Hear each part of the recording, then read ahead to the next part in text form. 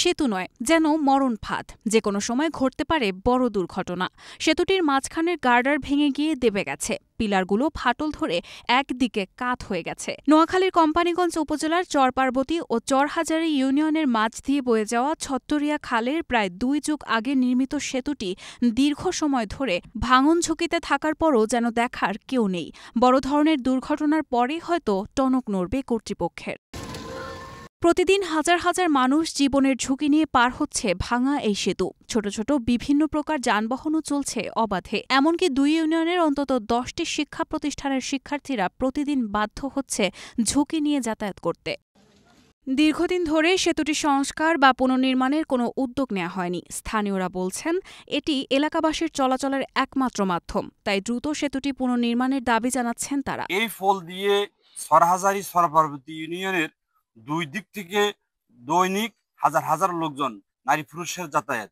বিশেষ করে Kadamtala high school হওয়ার কারণে এই চরপার্বতী ইউনিয়নের 7-8-এর ছাত্ররা ওই স্কুলে যায় পড়ালেখা করে।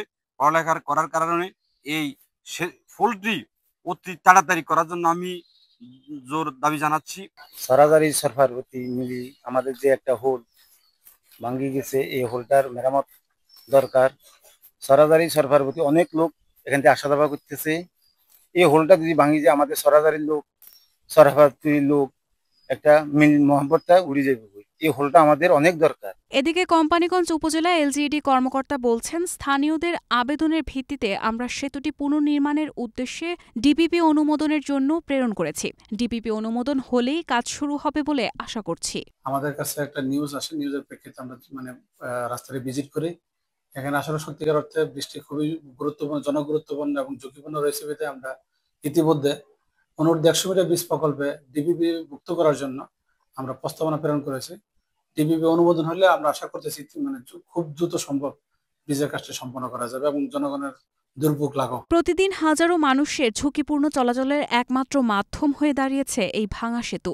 যে কোনো মুহূর্তে বড় দুর্ঘটনার শঙ্কা থাকলেও এখনও কার্যকর কোনো পদক্ষেপ নেওয়া হয়নি। এখন দেখার বিষয়, কবে মিলবে নতুন সেতু নির্মাণের আশ্বাসের বাস্তবায়ন।